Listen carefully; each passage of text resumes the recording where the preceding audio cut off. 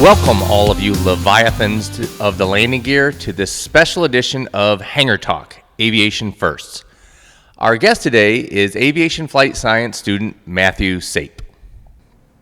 Well, Matthew, thank you for joining us. We're very excited to have you here. Appreciate you coming in and sharing some of your stories with us regarding your journey. To kind of kick off, if you could just kind of let everybody know what's your biographical information. What's your backstory?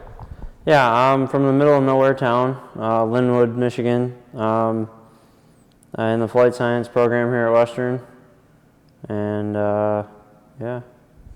Middle of nowhere. Where is Linwood? So all you people that are not Michigan fans, this is how we do it. Yeah. So Linwood is right about there. Okay, over on the east side of the state, kind of just it's about 10 miles east of the water right there. All right. Yeah. That's kind of a cool place to grow up. Yeah. Little middle of nowhere place. So. All right. Fantastic. So, flight science student. You're also, as we do this, we're talking specifically about first generation. So what does it mean for you to be a first generation student, especially here at Western Michigan University and especially in aviation? Yeah.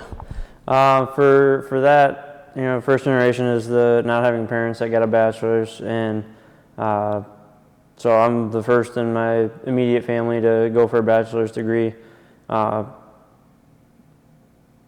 Just pretty much just trying to pave my own way and figure it out as I go, because I didn't really have anybody to ask or anything about that. So I'm just using my resources here.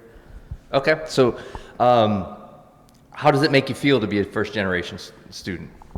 Good, I guess. As I'm enjoying it. I worked as a roofer full time for 3 years, and I decided I had enough, and I wanted to do something that was more interesting and less backbreaking that paid more. So. Found flying and chose that. All right, well, that's cool. That's awesome. And the aviation is not necessarily an easy thing to find for a lot of people. How did you find it? As a kid, I grew up racing motocross, which was always the number one. But my dad was a private pilot, and he never flew when I was a kid. That was back in the 70s when my siblings were kids. Yeah, they're old.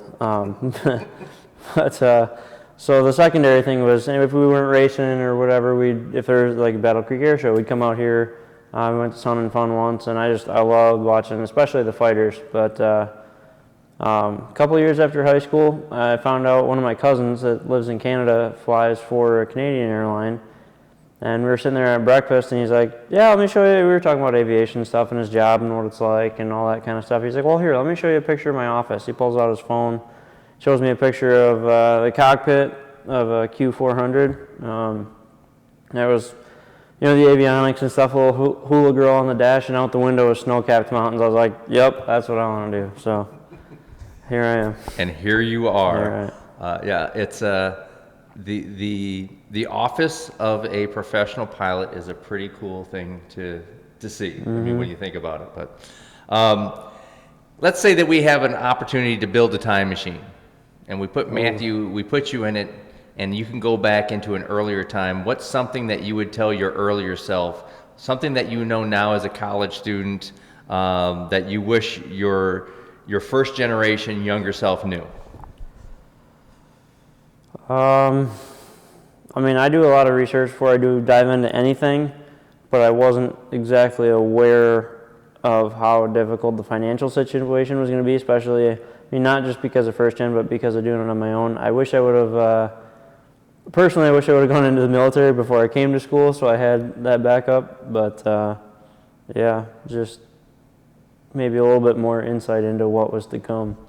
Yeah, the financial aspect, especially when you look at aviation, is a hurdle. Yeah. Most definitely. And the military, going into the military, those post 9/11 GI benefits are pretty good. But speaking of hurdles, what's been probably the biggest hurdle that you think you've encountered doing this?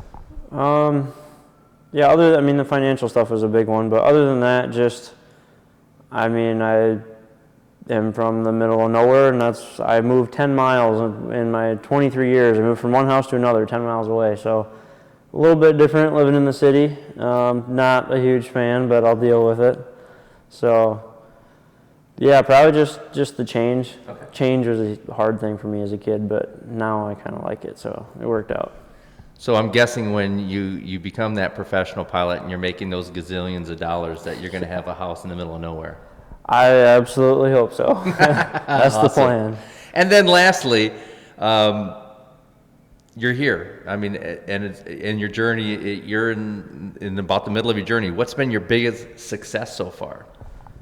I mean, I've been keeping really good grades, but the biggest thing so far was I got into, because of Western offering these great programs here, I got into the United Aviate program.